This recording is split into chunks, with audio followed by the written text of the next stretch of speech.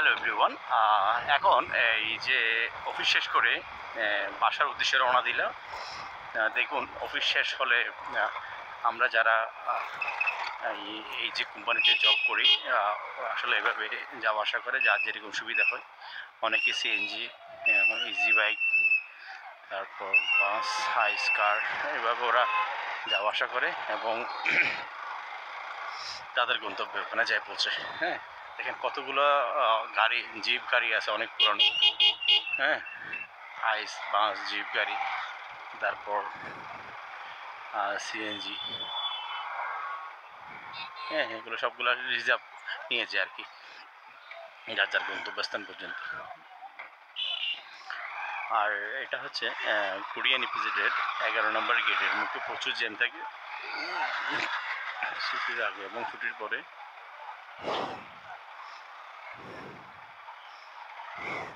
দেখেন, এখানে মেন হচ্ছে রং সাইডে যাওয়ার জন্য। হ্যাঁ, রং সাইডে যাওয়ার জন্যই আসলে এই জ্যামটা হয়। আমরা রাইট সাইডে আসি, কিন্তু কিছু সিএনজি এবং কিছু ইজি বাইক আছে, ওরা আসলে রং সাইডে আসে।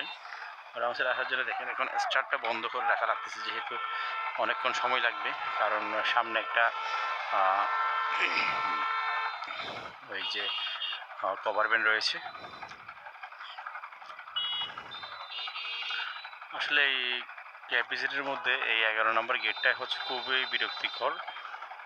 প্রচুর জ্যাম লাগে থাকে, বিশেষ করে মর্নিং টাইমে, মানে সকালে ডিউটি শুরুর আধা ঘন্টার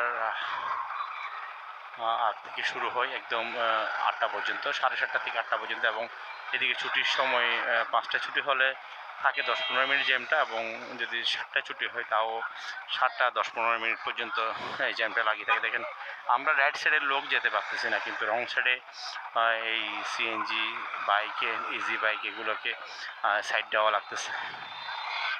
দেখেন, আমরা পুরোপুরি স্টার্টটা বন্ধ করে দাঁড়াই আছি। আমার সামনে রয়েছে একটা বাইকের বাইক, এর মধ্যে সিএনজি, ইজি বাইক, আবার পিছনে রয়েছে প্রায় কয়েকটা বাইক।